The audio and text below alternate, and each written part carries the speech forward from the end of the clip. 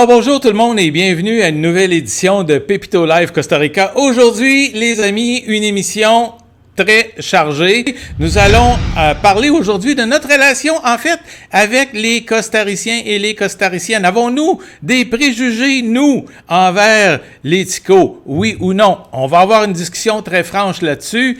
Maintenant, avant de procéder avec les sujets du jour, et on a un sujet très important pour commencer tantôt, on veut vous rappeler, les amis, que pendant l'émission, encore une fois, aujourd'hui, nous allons avoir le petit concours. Donc, un petit certificat cadeau, générosité de Costour de 20$ que nous allons faire tirer en fin d'émission. Donc, il s'agit de faire dans la section clavardage, dans la section chat, le dièse Pépito. Donc, vous pouvez mettre ça dans le contexte d'une phrase, peu importe ce que vous voulez, les amis. Donc, ça va vous permettre de participer à notre petit concours. Également, les amis, n'oubliez pas, vous pouvez poser des questions aujourd'hui, faire des commentaires durant l'émission, tantôt même à notre invité spécial, donc gênez-vous pas.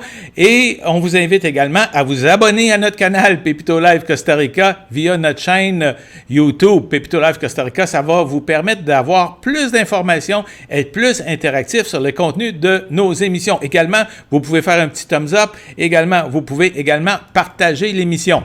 Aujourd'hui, les amis, bon, le sujet du jour, quelque chose d'un peu différent, quelque chose d'un peu particulier. Donc, le thème d'aujourd'hui, avons-nous, les amis, des préjugés envers les Ticos, envers les Costariciens? Donc, c'est un sujet qui n'est pas facile à aborder. Donc, généralement, quand je lance le thème d'une émission, je peux voir par les réactions un peu en ligne le degré de popularité peut avoir un sujet par rapport à d'autres. Et puis, ça, je savais très bien que c'est un sujet qui peut-être pourrait rendre certaines personnes, en fait, un peu inconfortables, un peu incertains par rapport. Mais en fait, les amis, je veux avoir dans le cadre de la discussion qu'on va avoir tantôt, vos opinions franches sur le sujet du jour. Donc, parce que depuis, en fait, que j'ai identifié ce thème-là pour l'émission, j'ai posé des questions à des personnes. Est-ce qu'on a, nous, des préjugés, des jugements, donc différentes formes de pensée par rapport aux Costariciens. Et la grande majorité des gens ont dit ben non, les Ticos, on les aime bien.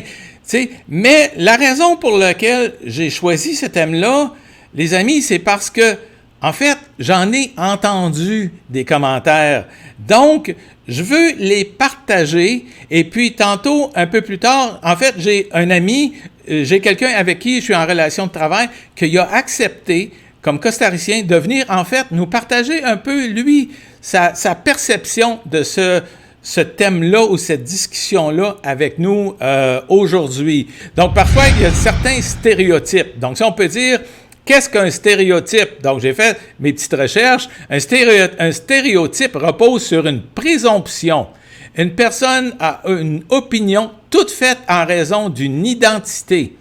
Les stéréotypes sont souvent dommageables, sont souvent simplistes, dangereux et injustes. Donc, la question que je vous pose, avons-nous des stéréotypes par rapport aux Costariciens? Donc, les lignes du clavardage, les amis, sont ouvertes. Dites-moi votre impression et votre opinion par rapport à ça.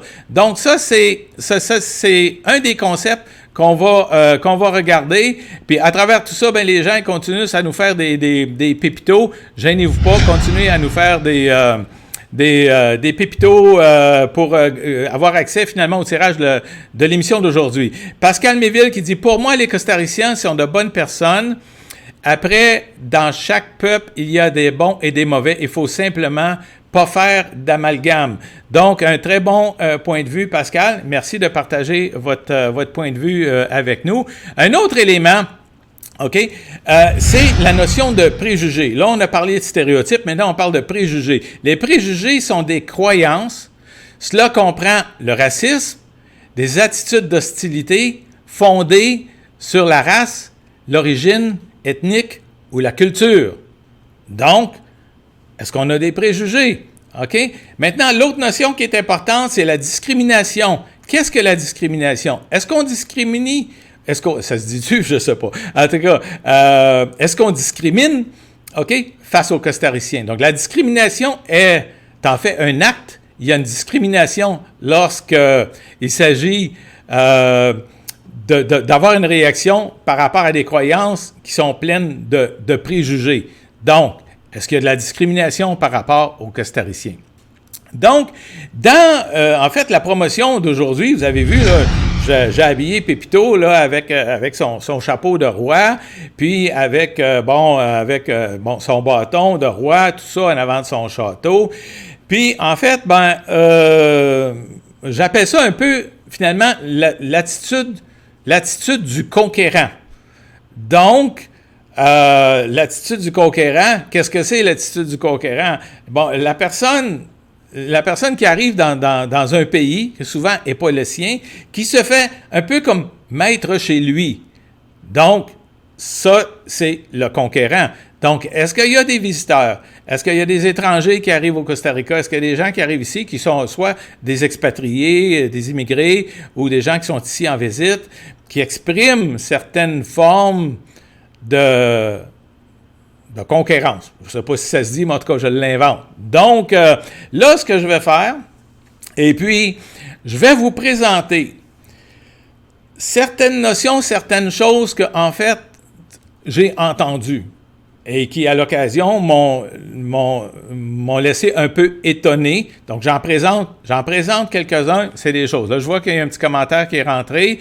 On a un commentaire de Yves qui nous dit « Oui, malheureusement, les Québécois ne sont pas encore matures en voyage. Il y a beaucoup de commentaires déplacés entre eux, mais pas devant les habitants du peuple des différents pays. » Donc, intéressant commentaire, Yves Laverdière. Merci de votre honnêteté, de votre franchise, puis merci de le partager. Comme je disais, je sais que c'est un sujet qui n'est pas facile. Quand je présente des sujets pas faciles dans l'émission, la participation est toujours un petit peu plus basse. Tu sais.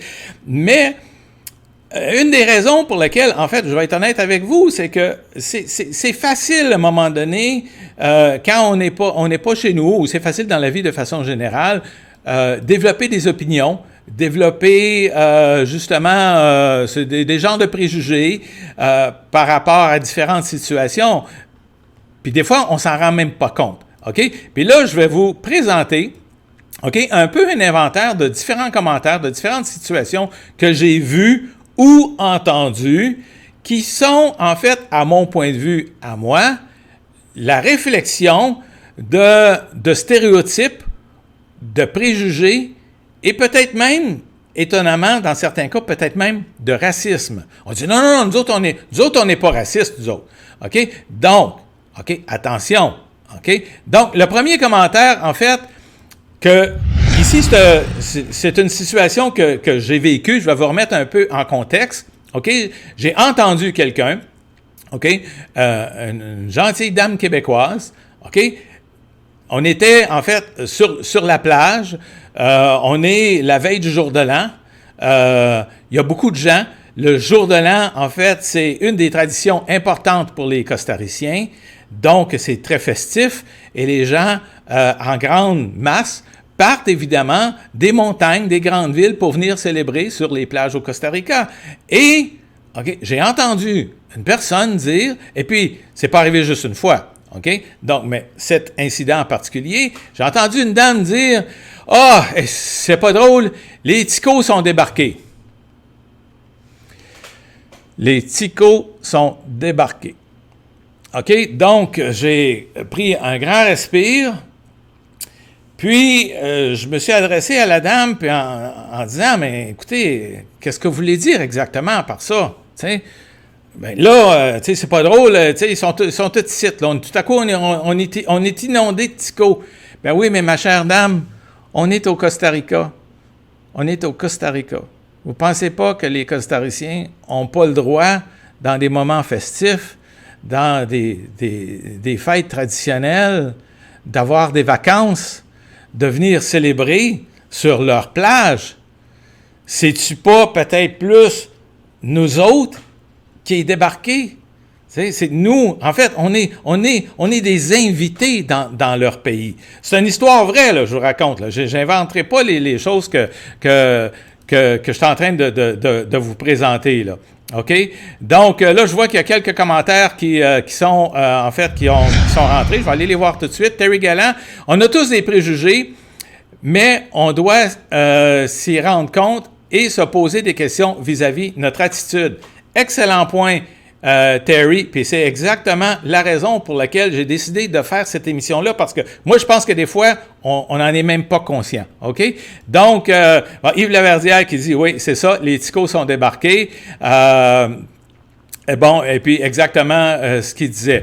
OK, un autre, bon, ça c'est quelqu'un qui communique avec nous assurément par le groupe québécois au Costa Rica. Malheureusement, à travers ce groupe-là, on ne peut pas voir les noms. C'est pas parce qu'on vous aime pas, mais c'est les lois de YouTube. Alors moi, je pense qu'il faut s'éloigner des centres touristiques pour mieux les connaître et effacer certains préjugés. Alors oui, cher ami Facebook, très bon point. On va y arriver tantôt. Là, j'avance avec un autre point de vue. OK?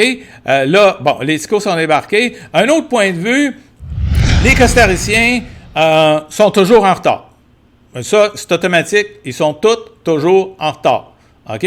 Donc, ça, je l'ai entendu. Je l'ai peut-être même déjà dit. OK? Donc, ce que je dis là, je l'ai vécu. Parfois, on est comme épris d'émotion. On dit des choses, des fois, sans même s'en rendre compte. OK? J'ai été coupable, des fois, de certains de ces stéréotypes-là.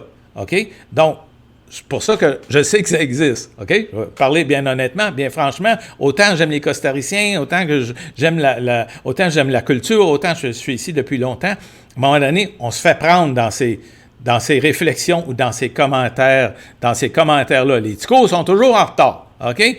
Donc, ben là, c'est Yves Racette qui a fait le commentaire tantôt. Merci, Yves, de ton commentaire là-dessus. Donc, je vais retourner à un autre... bon, les opinions commencent à rentrer. Merci, les amis, parce que je trouve que c'est important de discuter de sujets comme ça. Bon, lorsqu'on voyage, c'est à nous de s'adapter. Eux, ils nous reçoivent à bras ouverts. Nous leur devons respect. Si on fait cela, ils vont nous apprécier encore plus. Hashtag dièse Pépito. Merci, Danny Walls, pour votre commentaire là-dessus. Donc, j'en présente un autre, OK? Bon, l'autre que j'ai entendu souvent, plus d'une fois, moi, je ne sortirai jamais avec un tico ou moi, je ne sortirai jamais avec une tica. OK? Pourquoi? Est-ce que c'est pas, justement, une forme de racisme? Pourquoi, si c'est pas la bonne personne au bon moment, dans le bon contexte, et que l'amour est au rendez-vous, pourquoi pas? OK? Je pose la question. OK? Donc, partagez-moi vos réactions là-dessus pour le fun. OK? Donc, c'est négatif. Donc, moi, non. Pas pour moi. Donc, pourquoi pas? Donc, en tout cas, OK? Donc, c'est un autre commentaire. OK? Bon, l'autre, c'est un peu dans le même sens que les ticos sont débarqués, que j'ai vu, que j'ai entendu des fois. OK? Ouais, mais là, les ticos, là, ils nous ont accaparé notre piscine.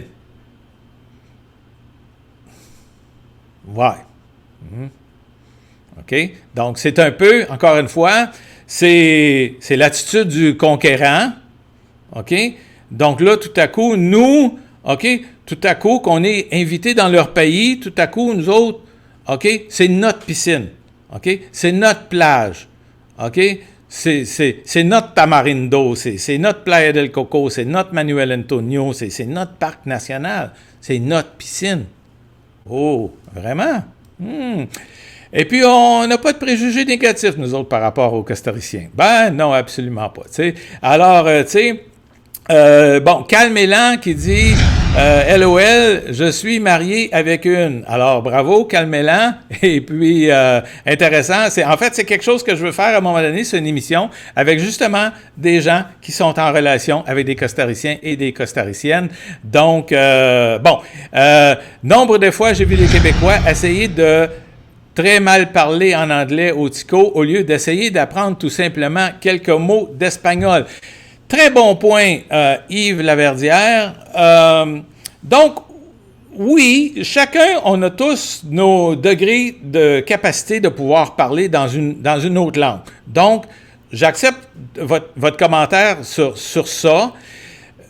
Puis je vous dirais que oui, très mal parler en anglais, mais j'ai aussi vu, croyez-le ou non, parfois, des Québécois arriver, puis dans un contexte public, dans des activités touristiques, dans des restaurants, carrément s'adresser en français. OK? Donc, puis de s'attendre d'avoir une réaction et de s'attendre d'avoir une réponse en français. Le conquérant. OK? Donc, non, nous autres, on n'a pas de stéréotypes, on n'a pas de préjugés, nous autres. Mais, tu sais, il faudrait qu'ils me parlent dans ma langue. OK? Ça vient d'où, ça? OK? Donc, ça en est un autre. OK? Là, j'en ai un autre. Puis encore, là, c'est beaucoup par rapport à l'espace. OK? Les gens qui viennent ici, qui sont en vacances peut-être prolongées, vous avez peut-être déjà entendu ça. OK? Bien là, c'est justement, là, ils vont débarquer. Là, ils vont s'accaparer de notre piscine. Puis là, en plus de ça, OK, ils vont être 8 dans un appartement. Ça n'a pas de bon sens. OK? Donc, on juge. OK? Tout à coup, on a un stéréotype. OK? Qu'est-ce qui crée ça? Qu'est-ce qui apporte ça? OK? Donc, on va aller plus loin tantôt dans ce genre de réflexion-là. OK? Donc, il y en a un autre. Bon, les Costariciens, c'est des salauds. OK? Donc, OK, ils laissent des poubelles partout. OK? Puis là, ils débarquent. Ils débarquent sur notre plage, puis notre piscine, puis ils laissent les poubelles partout. Puis après ça, nous autres, il faut qu'on ramasse. Vraiment. OK? Comme si des voyageurs nord-américains sont toujours aussi les plus propres et toujours les plus organisés, tous les plus respectueux et toujours les plus ordonnés. Les Costariciens sont des salauds. OK? Bon, celle-ci est assez fréquente aussi. Bon, les TICO, ils ne savent pas chauffer. OK? Les CIO, ils ne savent pas. Ils ne savent pas chauffer. OK? Pas qu'ils ne savent pas conduire, ils ne savent pas chauffer. OK? OK. Ça, c'est le genre de choses qu'on entend. Encore une fois, un peu une référence à l'espace physique. OK? Là, ils sont partout dans les rues. OK? Donc là, je ne vais pas marcher parce que là, c'est la rue du centre-ville. Non, là, c'est plein de TICO. Donc, OK? Là, je parle là, hors contexte COVID, évidemment. Là. Il y en a un autre ici. Là, ça n'a pas d'allure parce que là, les TICO, ils sont 4. Ça n'a pas de bon sens. Ils sont 4 sur un vélo, sont 5 sur un vélo, sont 3 sur un vélo, sont 4 sur une moto. OK. Donc, est-ce que ces commentaires-là, les amis qui regardez aujourd'hui, pour vous, c'est des formes de stéréotypes? Là, ça, c'est des choses que j'entends. Je les invente pas, là. C'est des choses que j'entends. J'ai fait un genre de petit inventaire. Donc, est-ce que c'est... Alors, quand on dit, nous autres, non, on n'a pas de stéréotypes, nous autres, on n'a pas de préjugés, nous autres. OK.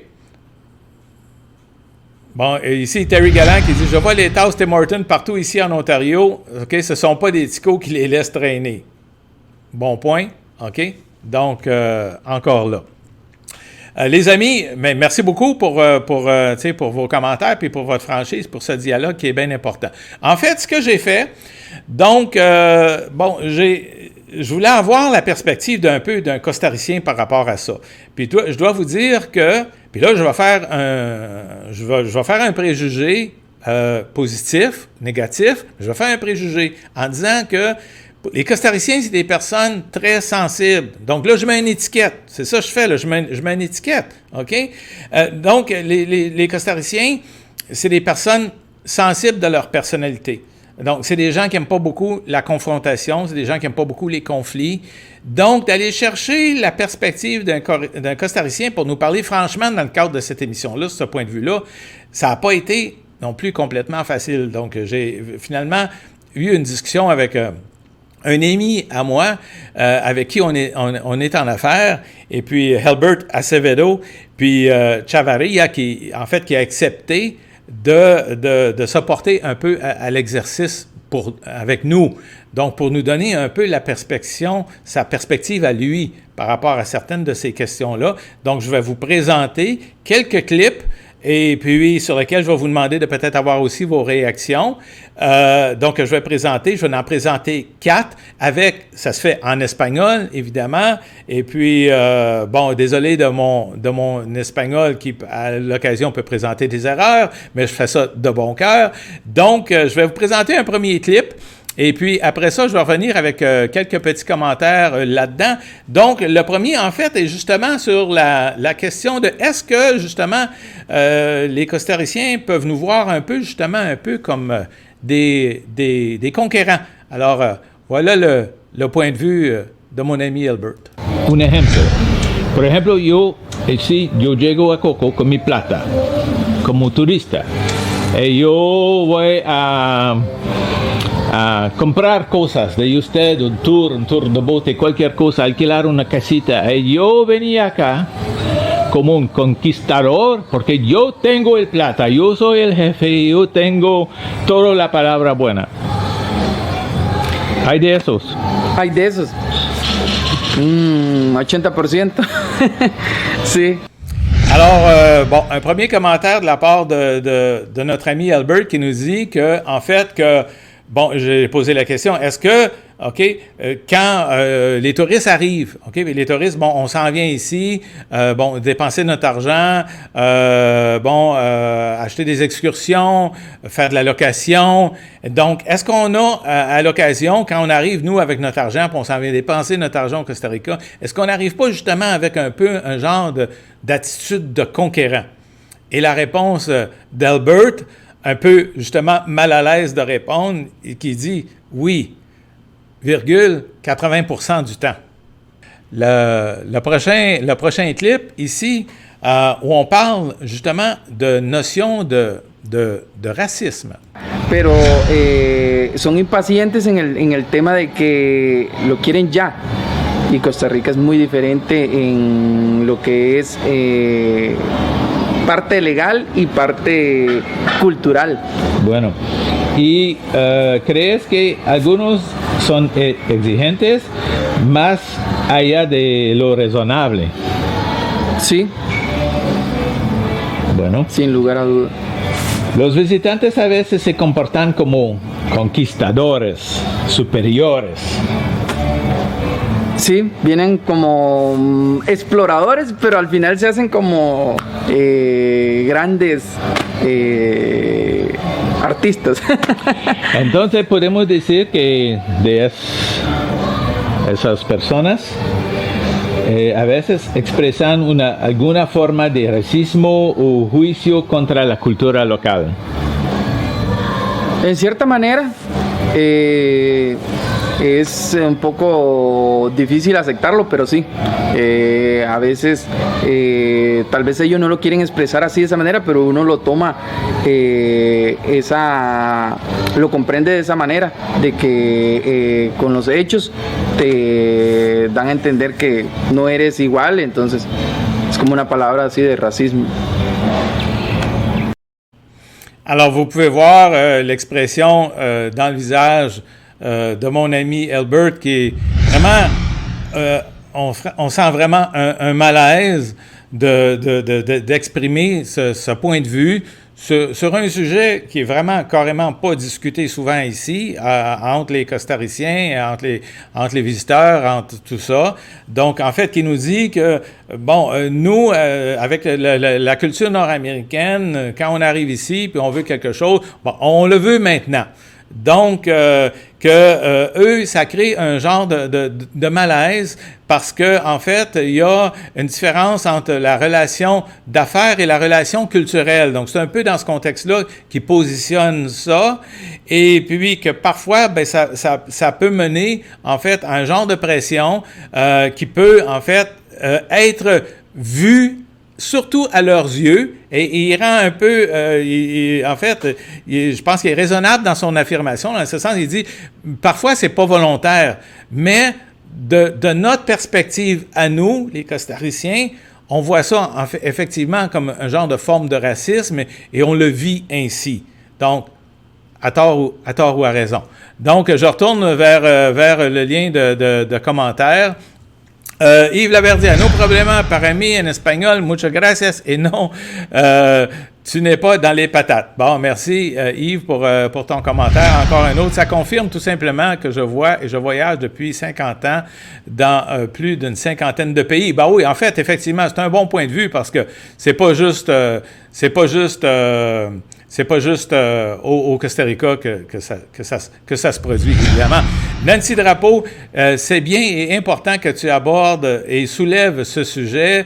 Hashtag Pépito, donc dièse Pépito. Donc, Nancy, bonne chance dans le concours. Et puis, Yves, encore une fois, merci, Albert. Si c'est la bonne façon de l'écrire. Non, en fait, son nom, c'est Helbert, H-E-L-B-E-R-T. En fait, pour bien l'identifier, je vais tantôt, évidemment, mettre, ses coordonnées même à l'écran. Et le voici. Ici, notre ami s'appelle Helbert Acevedo Chavarria. OK? Donc, le V, souvent prononcé comme un B au Costa Rica. OK? Chavarria. OK? Donc, ça, c'était un autre clip. Évidemment, on va procéder. Et puis, je vais vous en présenter un autre. Cette fois-ci, on parle de la nation, justement, du retard et puis des préjugés qui peuvent être, justement, rattachés un peu à ça. Y honestamente piensan que si le vendes un servicio turístico y llegas un poco tarde, 5 minutos tarde, piensas que ya le vas a robar el dinero, entonces... Ok, entonces eso es importante, sí, porque esa para mí es un perjuicio. Sí. Para ti es un perjuicio también, porque la persona se manifiesta una idea de usted que es totalmente correcto. Falso. Sí, falso. ¿Y cómo te sientes frente a esta estilo de situación? En pocas palabras, muy mal, porque mi reputación, mi forma natural no es lo que ellos piensan. Entonces me siento un poco lastimado porque no todos somos así. Tal vez ellos tienen la impresión de otros, pero nosotros, digamos, en mi caso, yo más bien trato de ser más transparente.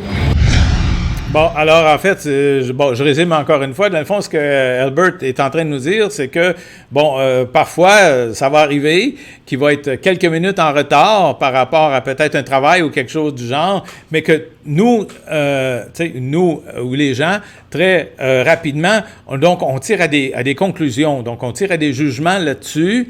Que souvent même les gens vont aller même jusqu'à les traiter de voleurs. Donc il dit non, c'est absolument pas notre intention. Dit nous on travaille avec un code d'éthique quand même le professionnel. Donc c'est pas notre intention, on travaille pas comme ça. Donc c'est pas notre intention en fait de voler les gens. Donc, même si ça fait partie un peu, oui, justement, de notre culture d'arriver un peu à l'occasion, en retard. Donc, oui, c'est possible.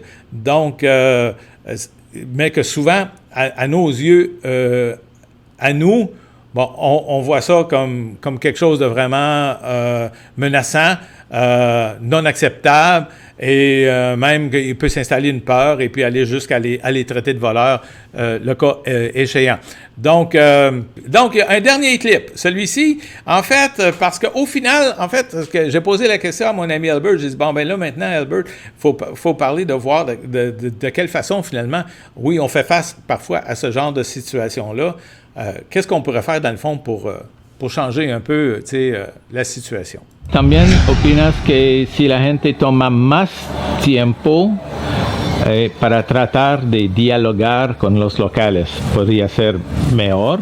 Es un buen elemento, sí. Cuando usted trata de conocer la otra cultura, bajo conversación es la forma más directa que hay para conocernos y no ir aventurándonos con hechos que a veces no son reales. Sí, es mejor ir poco a poco conociéndonos, siempre en una realidad social. Dans le fond, là, je posais la question à Albert. Donc, dans le fond, qu'est-ce qu'on peut faire, dans le fond, pour changer ou améliorer ce genre de situation-là? Puis, dans le fond, ben, tu sais, la réponse est vers le dialogue. Donc, c'est un peu vers ça. On va conclure l'émission parce que, les amis, c'est important. Quand on est dans un pays qui est pas le nôtre, c'est d'essayer de rentrer en relation avec les gens. Il y a beaucoup de ces points-là, en fait, que j'ai énumérés tantôt. Dans le fond, je crois que c'est beaucoup lié à une non-compréhension. Donc, la non-compréhension, des fois, ça peut être des éléments culturels, ça peut être, oui, parce que les Costariciens, en fait, c'est des gens qui sont beaucoup en groupe, ils sont très festifs. Oui, ils débarquent ces plages, OK? Parce que pour eux, OK, c'est des gens qui ont un esprit, exemple, très communautaire, très familial. Donc, pour eux, de débarquer ces plages, puis de marcher dans la rue, puis de voir, c'est un peu une culture de fiesta qui est très présente pour eux. Donc, c'est les rassemblements, c'est important, ça fait partie de leurs valeurs. Donc, l'élément de la communauté, de la famille est très important. Donc, c'est important d'essayer de rentrer en relation avec les gens. Et puis, c'est un peu pour ça que, en fait, je suis content d'aborder ce sujet-là avec vous aujourd'hui, parce que quand vous venez en vacances, quand vous venez au Costa Rica, les Costariciens, c'est des personnes absolument extraordinaires. Donc, essayez de rentrer en relation avec eux. On n'est pas obligé de parler un espagnol parfait, on n'est pas obligé même de parler espagnol. C'est d'interagir et d'essayer d'avoir du plaisir avec eux, de leur poser des questions. C'est des gens qui sont extrêmement ouverts, extrêmement ouverts aux autres peuples, aux autres nationalités, aux autres cultures. Et ça va leur faire plaisir. Donc, à partir de ce moment-là, vous allez ramasser des éléments et qui vont vous permettre une meilleure compréhension de certains comportements qui, oui, effectivement, peuvent être très différents des nôtres. Donc, c'est un peu ça, finalement, le message d'aujourd'hui. On est des invités dans leur pays. On comprend que des gens, on a un peu un sentiment de empowerment. On s'en vient ici en vacances pendant 3, 4, 5, 6 mois, 2 semaines, 3 semaines, 1 mois, puis, tu sais, on se sent chez nous facilement au Costa Rica, mais on est des invités. Il ne faut jamais l'oublier. Donc, puis d'essayer de faire attention beaucoup à ces sentiments qu'on peut, des fois, sans même le vouloir, exprimer à leurs égards. Donc, là, je vois qu'il y a quelques commentaires de rentrée. Avant de conclure, on va faire un tour de piste. Sylvie Lachapelle qui dit « Je suis persuadé que oui, il y a de la discrimination envers les Ticos. 80%, je trouve ça énorme comme chiffre. Cependant, est possible qu'il y ait eu aussi des préjugés envers nous, les touristes. Absolument aussi, Sylvie. Ça, c'est absolument très possible aussi. Bon, je vais essayer de ne pas oublier personne. Vincent Bermond. Je vis dans une zone rurale. C'est moi qui suis toujours en retard. Les Ticos sont debout dès 5 heures. Préjugés positifs. Merci. Merci pour votre commentaire, Vincent. Daniel Boudarté, avec le sourire, le calme, le dialogue, ça se passe généralement bien. Exactement. Très bon point de vue, Daniel, merci. Et Sylvie Lachapelle, les Ticos ont de belles valeurs. Ils sont très agréables à côtoyer. Et puis, on a Odette Dufour qui nous dit « C'est super, tu as tellement raison. Nous, on se lie beaucoup avec eux au petit bar de Tico, le Matapalo. On joue à la pétanque et on les fait jouer et ils adorent ça. Alors, ben oui, effectivement, il peut y avoir même une barrière. C'est un très bel exemple de Odette Dufour. Donc, il ne faut même pas parler la langue couramment pour entrer en relation avec les gens et avoir du plaisir, puis apprendre. Et puis, en fait, les Costariciens, c'est des gens qui aiment beaucoup, en fait, qui ont un bon sens d'humour, c'est des bons vivants, c'est des gens qui aiment la taquinerie. Donc, tu sais, laissez-vous aller et puis apprenez à les connaître. Donc, c'était l'esprit de l'émission d'aujourd'hui, les amis. Bon, c'est un sujet qui n'est pas facile. Et, bon, si j'ai blessé certaines personnes, peut-être par certaines affirmations que j'ai démontrées à l'écran, j'espère qu'elles n'étaient pas de vous, mais je le fais pour créer, en fait, une sensibilisation, pour que, justement, qu'on soit conscient que parfois, certaines choses on peut dire, certaines attitudes on peut manifester, qu'on s'en rend même pas compte, mais que parfois, il y a certaines valeurs qui peuvent être là. Puis, bon, on vous invite à faire attention à ça. Puis, je pense que la solution à tout ça, dans le fond, c'est de rentrer en relation avec les gens. Donc, merci les amis pour votre franchise. Merci pour votre participation. Il y a eu des bons commentaires, il y a eu des bonnes observations. Un autre commentaire. Merci d'avoir abordé ce sujet qui est, selon moi, l'un des plus importants en tant que voyageurs et visiteurs. Soyons respectueux. Et nous n'avons pas toujours conscience de nos paroles, effectivement. Donc, Jacques Gauthier qui dit, on parle bien sûr de nos Américains. Bon, alors, sans commentaire, voici, avant de terminer tantôt, un dernier petit reportage, je vous laisse avec ça. Je ne fais pas la sortie traditionnelle de l'émission.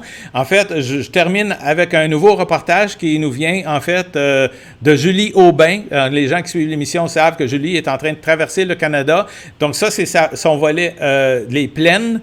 Donc, en fait, Julie est déjà même arrivée au moment où on se parle au Québec. On va faire une émission très spéciale avec Julie Aubin très bientôt. On va faire le point sur sa traversée, comment ça va, puis tout ça.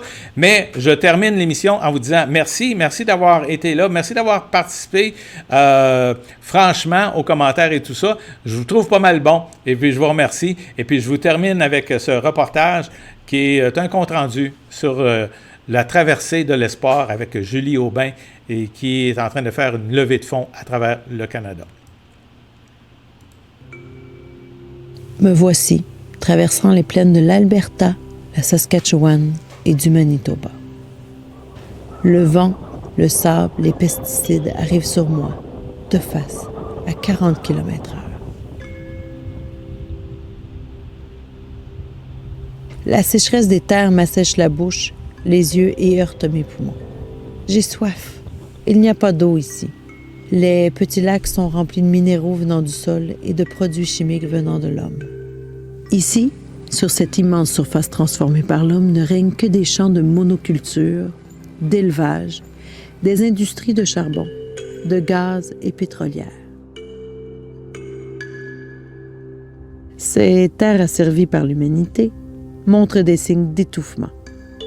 Elles causent sécheresse et inondations suite à une déforestation massive et de réchauffement global.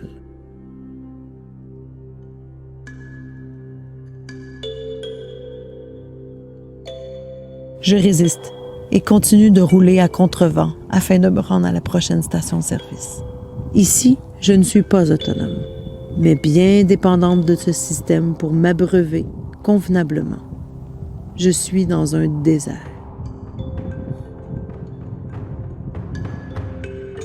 « 10 kilomètres me séparent de la prochaine ville pour me ravitailler et je n'y arrive plus. Le vent me freine, la chaleur intense me déshydrate et le soleil qui me brûle ne veut pas aller dormir. Il est 19 heures. Je cherche l'ombre, mais il n'y a pas d'arbre. Alors je fonce, épuisé, et espère arriver avant la fermeture de cette station-service, sans quoi je n'aurai pas d'eau.